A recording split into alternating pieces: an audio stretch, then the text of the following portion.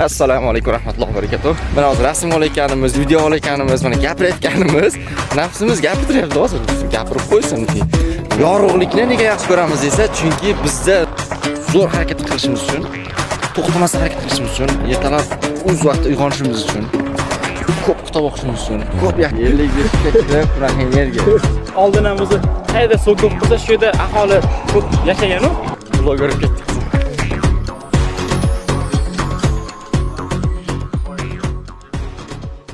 Bismillah. Assalomu alaykum rahmatullohi va barakatuh. Tonggi yurish challenge qilamiz.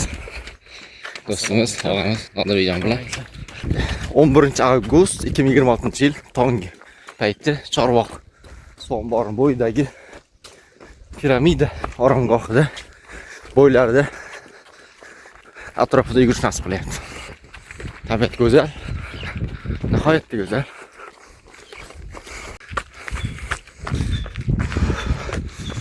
Hop. Bahorda ham kelib yugurgandim. Hozir yana yuguryapmiz.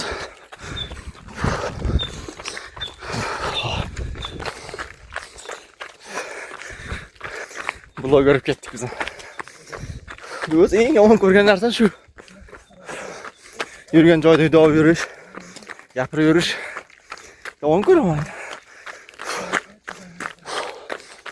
Lekin buni mazasi, buni rohati keyinchalik ko'rsangiz go'zal.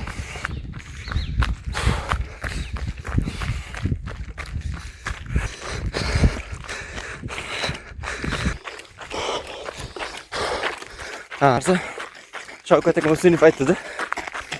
Oldin yugurganimizda faqat burundan nafas olib, og'izdan chiqarardik. Shuna qilardim. Keyin tez charchab qolardim. Aslida yugurayotgan odam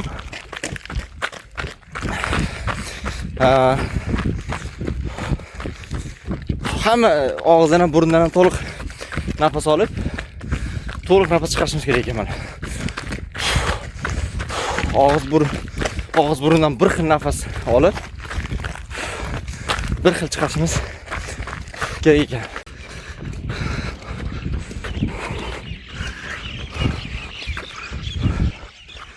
Oh.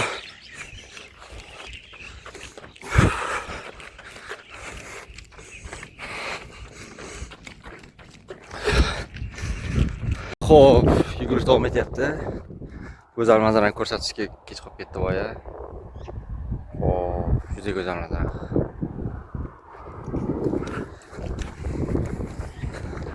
Piyoda ham kadr chiqar ekan, lekin Nodirbek. Bilaman. Yo'q, o'zim yo'q, Murod. Juda chiroyli kadr chiqar ekan, yugurib ketaversangiz. Xo'p, zo'r. Kayfiyat yaxshi, energiya zo'r. Charchoqlar chiqib ketar ekan, tepaga chiqilgandan keyin. Xuddi abituriyentlik paytida qiynalib, kechasi uxlamasdan dars qilib chiqqaningizdan keyin bir imtihonga kirib chiqqaningizdan keyin zo'r balosiz, ham uxlamaganlaringiz, to'ydan qolib ketganlaringiz, hamma unutilib ketgandek yugurish ham shunaqa.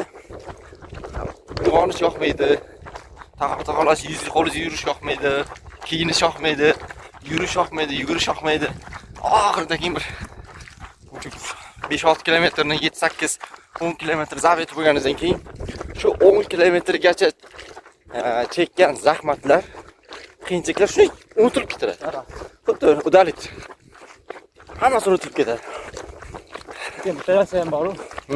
Qiyinchilik oxiriga ozgina qolganda bo'ladi. O'sha paytda sal sabr qilsang. Hozir biz yugurib kelayotganimizda oshqozonimiz og'rib qoldi-ku. Menda shunaqa bo'ldi. Bir qaytayotganday Bizda turaman men. Lekin ma'lum. Yuguryapti. Shunaqa. O'z og'riq bor degani yaxshi lekin shu narsa. Voy ko'rdingiz-ku? O'nbog'gacha ham borishga sal sabrimiz yetmay qoldi. Ha, bo'ldi. Oldiga bor. Borganimizdan keyin qiynalganlarni ko'rdikki. Xuddi shunaqa. Shunaqasi. Xullas, ajoyib. Hozir mana 7-8 kilometr ketyapti. Yo, 6-7. Borguncha 10 kilometr bo'ladi. Tabiat go'zal. Oldin bir video olgandik. Energiya haqida. ya'ni katta tog'larga chiqsak, katta suvlarni ko'rsak, energiya yuqishini olgandik. Bu real narsa. Mana hozir katta tog'ni ko'rib, yo'llarni ko'rib, bulutlar, mana to'g'rimizdagi mana shamol chambaraklarni ko'rib, inson zot shunaqa katta narsalarni ko'rsa, mana bahaybatda mana katta so'mbor ko'rsa, o'z-o'zidan energiya kiradi odamga. O'z-o'zidan energiya kiradi. Xo'p, demak biz niyat qildik inshaalloh. Nodir mana hozir mana tarix yozilyapti. Turk katta dengiz bo'ylariga borish, katta okeanlarga borish, katta tog'ni cho'qqilarga chiqish, bundan ham katta marralarni zabt etish nasib qilsin. Niyat qildik inshaalloh, Alloh taolaga oson. Biz sababini qilsak bo'ldi. O'zi ertalab chiqdik-ku, ertalab turganimizdan keyin chiqdik. Avtomatik tana o'zi suvga qarab tortyapti-da. Bekorga baraka deyilmaganda, oldin ham o'zi qayerda suv ko'p bo'lsa, shu yerda aholi ko'p yashagan-u. Bu ham shunaqada, o'zgacha barakasi bor-da suvda. Suvda baraka bor ekan. Shunday. Xohlaymizmi, xohlamaymiz bari suvga intilaveramiz. Shunday. Suv bilan tuproq. Formula bor. Nega biz suvga intilamiz? Nega biz suvga yaxshi ko'ramiz? Suvni mana suv. Sababi bizni tanamizning 70% suvdan iborat. Ha, shunaqa. Bu boshqa formula yo'q. Tanamizning 70% suvdan iborat bo'lgani uchun suvga intilamiz. Nega biz tuproqqa yopishaveramiz? Tuproqda yasagimiz keladi, tuproq tog'ni yaxshi ko'ramiz, tuproqni ushlasak boshqacha bo'lamiz. Nimaga? Sababi tuproqdan yanarganmiz. Bo'ldi, boshqa formula yo'q. Boshligimizda tuproqni yeymiz. Ha? Boshligimizda tuproqni. Ha, tuproqni yerdik. Kesaklar. Urushib, tayoq yeb. Shunaqa. Yana keyin biz nega oppoq rangni yaxshi ko'ramiz? Oppoq rangni, nurni, yorug'likni nega yaxshi ko'ramiz desa, chunki bizda ruhimiz bor. Qalbimizda ruhimiz bor. Ruh bu nur. O'shaning uchun bizni nega tabiatni yaxshi ko'rishimiz sabab, chunki biz tabiat bilan Alloh taolo bog'lagan, hamma narsani bog'laganmiz. Oshqozonimizni to'ydirmoqchimisan, ovqat ye. Ya'ni biz tanamizni to'ydirmoqchi bo'lsak, tanamiz tuproqdan yaratilgan edi. Tanamizni to'ydirishimiz uchun tanamizning jinsi bo'lgan tuproqdan o'sgan narsalarni yeyishimiz kerak. Misol uchun quyosh nurida yotsak, qornimiz to'yib qolmaydi-ku. To'g'rimi? Yoki mazza qilib cho'milsak, tanamiz ya'ni qornimiz to'ymaydi-ku. Yo'q. Har bir narsaning o'zining ozuqasi bor. Har bir narsaning o'zining ozuqasi bor. Miyaning ozuqasi, miya aql bo'lsa, aqlning ozuqasi dars qilish, bir matematik misollar yechish, muammolarni hal qilish, kitob o'qish, shu.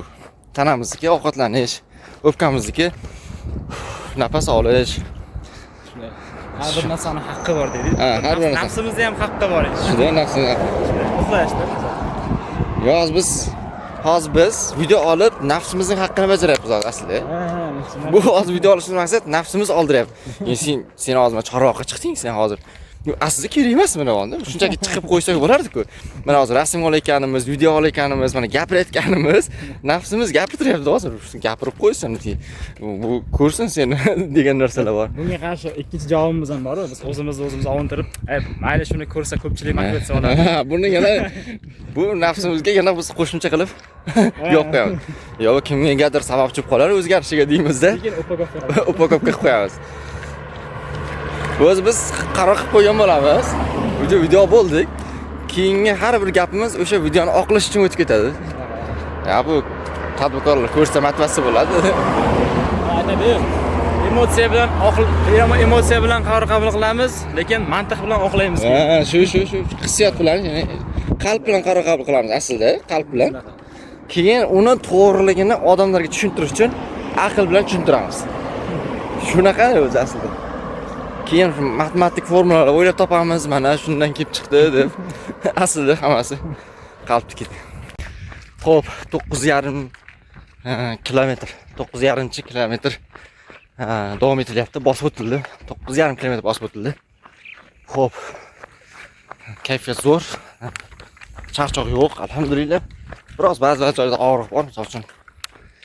Oyoqda kecha futbol o'ynaganimiz uchun charchoq bo'ladi, chunki siz 100 metr yurganimiz yo'q. 9,5 kilometr. Og'riq har doim bo'ladi. Endi og'riqni rohatga aylantirib yuborishimiz kerak.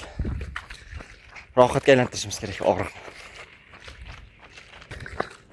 og'riqni rohatlantirishimiz kerak. Ya'ni u qiynalib ketdi, oyog'im og'riyapti desak ham bo'lmaydi. Mazza-ku.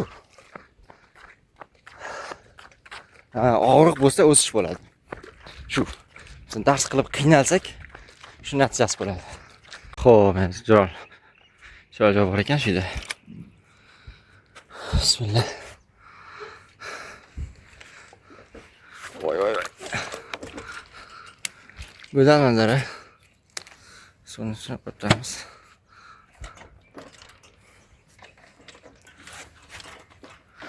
Voy,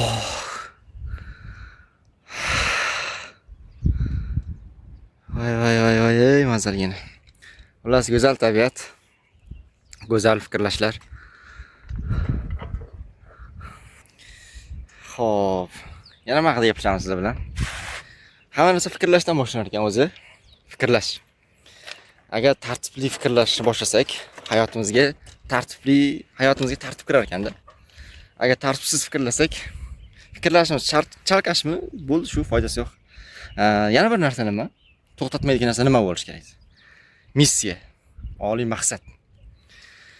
Bizni harakatlarimizni kattaligini, maqsadlarimizni kattaligi belgilab, ya'ni zo'r harakat qilishimiz uchun, to'xtamasdan harakat qilishimiz uchun, ertalab o'z vaqtida uyg'onishimiz uchun, ko'p kitob o'qishimiz uchun, ko'p yaxshi qilishimiz uchun maqsadimiz bo'lishi kerak. Ya'ni maqsadga qarab, ya'ni maqsad bu mayoq. Mayoq bo'lsa, shunga qarab intilamiz. Masalan, bizning toqqa chiqish bo'lsa, shu yoqqa yuramiz. Yo'q, agar bizning maqsadimiz bu yoqqa yurish bo'lsa, bu yoqqa yuramiz.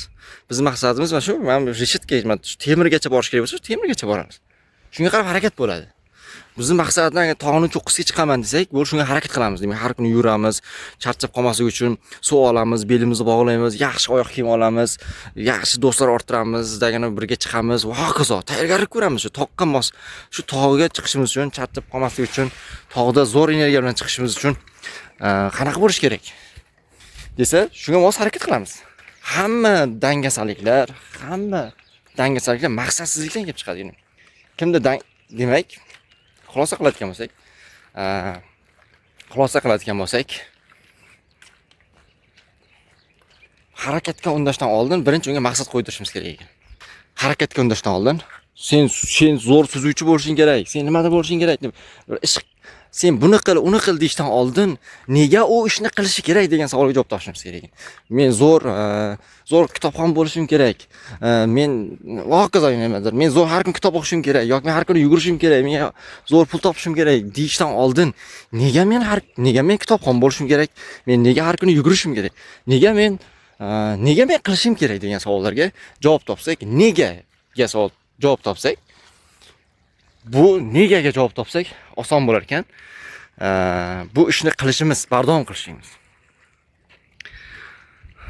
Juda go'zal. Albatta keyingisi muhitning zo'rligi, sizni qo'llab-quvvatlaydigan muhit bo'lsa, sizni dalda berib turadigan muhit bo'lsa, bu boshqa Alloh taoloning bergan bir go'zal ne'matlardan bo'ladi. Ustozning borligi, muhitning borligi. Zo'r. Bilmadim, hozir piyoda yuribman. Har xil fikrlar kelyapti. Qilib bo'lmaydi degan tushunchani yo'qotishimiz kerak ekan. Muhabbat. Muhabbat haqida gapirsak bo'ladi. Biz kimgadir yaxshilik qilishni xohlasak, kimgadir masalan jamiyatga xizmat qilaman desakda, lekin jamiyatni yomon ko'rsak, odamlarning og'irini yengil qilishim kerak deb maqsad qo'ysakda, lekin odamlarni yomon ko'rsak, ya'ni ko'p odamlar yig'iladigan joylarni yomon ko'rsak, ota-onamga hajga borishim kerak desakda, ota-onamizni yomon ko'rsak, ya'ni muhabbat bo'lmas ekan, yaxshilik ham bo'lmaydi. Ya'ni o'sha ishni qila olmaymiz, yaxshilik ham qila olmaymiz kimgadir. Birinchi muhabbat bo'lishi kerak. Birinchi muhabbat bo'lsa, yaxshilik qila olamiz. Demak, nima qilishimiz kerak ekan? Birinchi muhabbatni uyg'otib olishimiz kerak. Bizning har bir dangasaligimiz muhabbatsizlikdan. Misol uchun, ota-onamiz nega aytganini qilmaymiz? Chunki ota-onamizni yaxshi ko'rmasligimiz mumkin. Ustozni nega aytganini qilmaymiz? Chunki ustozni yaxshi ko'rmasligimiz mumkin. Mumkin emas, aniq. Yaxshi ko'rganimizda o'zi topardik, vaziyat topardik. bizni dangasa qilayotgan narsa maqsadimizning yo'qligi va maqsadimizga bo'lgan muhabbatning yo'qligi. Maqsadimizga bo'lgan muhabbatning yo'qligi ham nima qilyapti? Bizni dangasa qilyapti. Xo'p. Muhabbat uyg'otmoqchiman. Endi savol tug'iladi. Muhabbatni qanday uyg'otaman degan joy bor. Shu savol tug'iladi, to'g'rimi? Ya'ni ko'pchilikda shu savol tug'ilyapti. Uzr, kamerani to'g'ri olishim qiyin bo'lyapti. Xullas shunaqa. Mobilga video ochmasman. Muhabbatni qanday uyg'otamiz desa, muhabbat nima u? Birinchi kelishib olaylik. Ilhom keldi deymiz, qanday ilhom keldi deymiz. Savol, ilhom aqlga keladimi yoki qalbga keladimi yoki ko'ngilga keladimi? Ilhom aqlga kelmaydi. Ilhom ko'ngilga keladi. Ko'ngilga, qalbga keladi. Zo'r. Demak, biz muhabbatli bo'lishimiz uchun, kimgadir kuchli muhabbat qo'yishimiz uchun, vatanga muhabbatli bo'lishimiz uchun, demak biz ko'nglimizni, qalbimizni doimo nima qilishimiz kerak? Doimo toza saqlashimiz kerak. Suv qachon foyda keltiradi bizga? Qachon bizga foyda keltiradi? Toza bo'lsa. Qachon foyda keltiradi? Toza bo'lsa. Ya'ni suv toza bo'lsa, ya'ni nimadan biz maksimal foydalana olamiz? Qachonki u toza bo'lsa. Demak, qalbimiz ham bizga zo'r muhabbat qo'yish uchun, muhabbatli qalb bo'lish uchun, mehrli qalb bo'lish uchun nima bo'lish kerak ekan? Qalbimiz toza bo'lish kerak ekan. Zo'ra, qalbimiz toza bo'lish kerak ekan. Endi qalbimiz toza bo'lsa, muhabbat paydo bo'ladi. Muhabbat paydo bo'lgandan keyin maqsadimizga muhabbat paydo bo'ladi. Intizom paydo bo'ladi, qat'iyat paydo bo'ladi, odamlarga yaxshilik qilish paydo bo'ladi. Hech kimga bilan nafratlanmaymiz, hech kimning nafratini uyg'otmaymiz, hech kimni xafa qilmaymiz, hech kimning haqqini yemaymiz. Mana qalbda o'zi hamma gunoh qalbdan boshlanadi, ya'ni qalb notoza bo'lsa bo'ldi, bu hamma gunohimiz qalbdan o'zi, aqldan emas. Chunki ko'ngildan kelyapti hamma narsa. Demak, qalbimiz toza bo'lmaganligi uchun, qalbimiz yumshoq bo'lmaganligi uchun, qalbimiz pok bo'lmagani uchun biz hamma gunohni shuni qilyapmiz. Kimnidir aldayapmiz, mashinliklik qilyapmiz, aldab ketyapmiz, nafsimizga qul bo'lib qolyapmiz. Har xil yomon gunohlar, yomon amallarning hammasi qalbimizni nopokligidan, qalbimizni uxlayotganligidan darak beradi. Demak, biz qalbimizni uyg'otishimiz kerak ekan. Qalbimizni pok saqlashimiz kerak. Qalb qanaqa pok saqlanadi? Ko'z, og'iz, burun, quloq va tana bizdan kirayotgan barcha ma'lumotlar qalbga borib tushadi. Qalbga borib tushadi. Zo'r. Demak, qalbga borib tushar ekan. Demak, biz qalbimizni pok saqlashimiz uchun qalbimizga ma'lumot olib kiradigan a'zolarni to'g'ri saqlashimiz kerak. To'g'ri ishlashimiz kerak. Ko'zimiz bilan hamma narsani ko'rmaylik. To'g'ri narsani ko'rib, noto'g'ri narsani ko'rmasimiz kerak. Ko'zimizni hamma narsani ko'rishimiz kerak emas. Hamma narsani ko'rishimiz kerak emas. Quloq bilan hamma narsani eshitishimiz kerak emas. Ya'ni yaxshi narsalarni eshitaylik, faqat yomon narsani eshitmaylik, g'iybatlarni boshqa. Ko'z bilan faqat yaxshi narsalarni ko'raylik. Yomon narsalarni ko'rmaylik, zehnimizni o'ldiradigan, qalbimizni qoraytiradigan narsa. Burun bilan shunaqa, ya'ni burun bilan faqat yaxshi, toza havo joylarda, toza narsalar. Og'izda ham faqat yaxshi so'zlar gapiraylik va yaxshi luqma yeylik, halol luqma yeylik. Gumonli narsani yemaylik, masalan, hamma narsani yeb ketavermaylik. Mana shu yeyish uchun chiqarganda deb hamma narsani yeb ketavermasligimiz kerak. Tanamizni ham doim toza saqlashimiz kerak. Tanamizni ham doim toza saqlash kerak. Demak, shu qalb uyimizga, biz qalbimizga ma'lumot olib kiradigan barcha a'zolarimizni filtr qo'yib olsak, qalbimiz toza bo'ladi. Keyin qalbimiz toza bo'lgandan keyin mehrli bo'lamiz. Odamlarga bo'lgan muhabbatimiz paydo bo'ladi. Jamiyatga bo'lgan muhabbatimiz, ota-onamizga bo'lgan, vatanga bo'lgan muhabbatimiz paydo bo'ladi. So'zda emas, qalbda paydo bo'ladi. Ana keyin vatanning rivoji uchun har xil loyihalar qilamiz, vatanning rivoji uchun har xil challengelar qilamiz. Hech kimni aldamaymiz. Go'zal jamoa yig'iladi atrofimizga. Go'zal. Doim samimiylik paydo bo'ladi. Samimiy inson, yuzi nurli inson deganlar nima desa, chunki ular qalbi pok. Qalbi pok yani. Tanamizda bir parcha go'sht bor deydi-ku. Tanamizda bir parcha go'sht bor. O'sha bir parcha go'sht toza bo'lsa, butun tana toza bo'ladi. Agar o'sha go'sht notoza bo'lsa, harom bo'lib qolsa, ya'ni notoza bo'lsa, butun tana notoza bo'ladi deyiladi. O'shaning uchun qalbni asrashimiz kerak. Hamma yaxshi odatlar shu. Maşallah. Güzellik.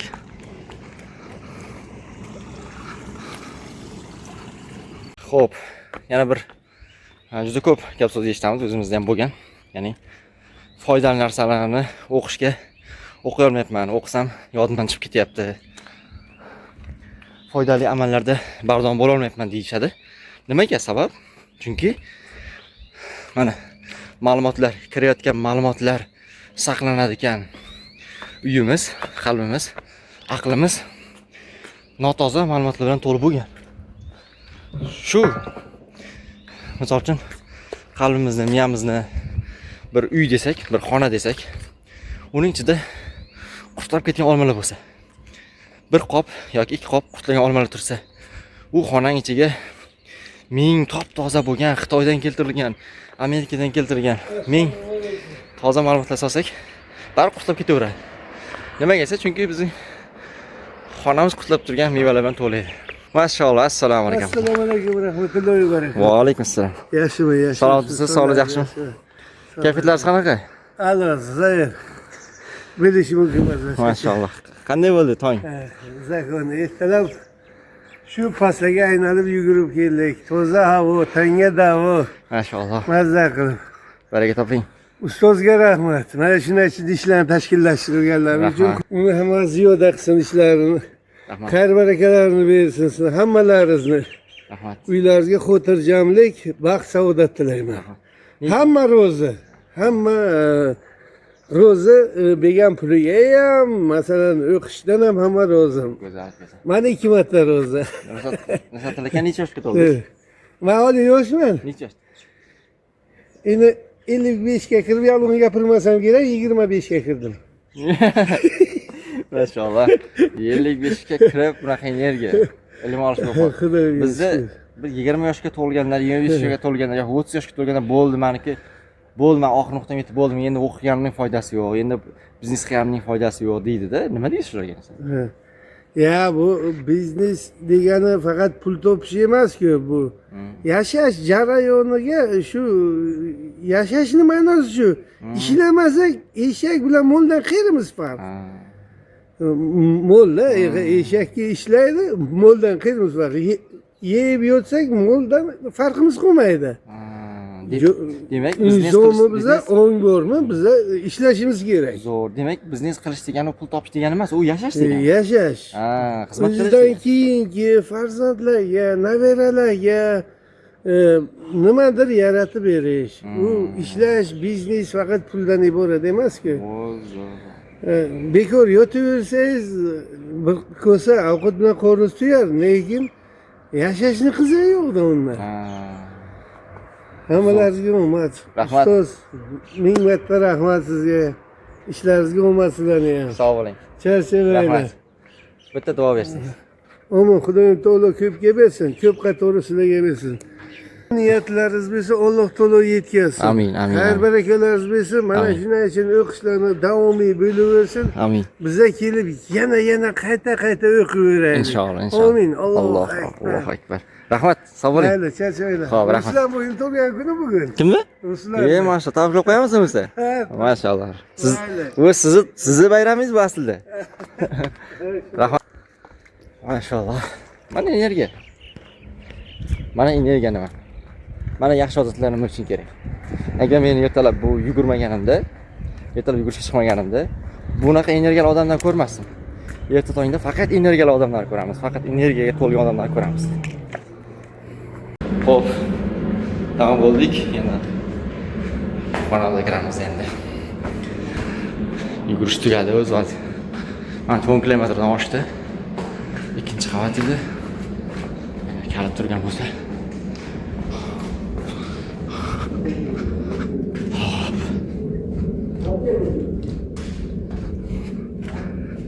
Kim kelyapti? Komandazor bizda komanda hozir. Komandamizning eng faol a'zosi bo'lgan Abdurahmonjon. Assalomu alaykum. Qanday? Yaxshimi? Bosh urib tashladi. Xona ochiqmi? Ha, ochiq. Abdurahmon kayfiyatlar qanaqa? Zo'r. Bo'ldi. O'zi zo'rman, zo'rda yuraveradi hozir. Ha, xonaq. Shunaqa gaplar. Rahmat. 11 avgust 2026 yil.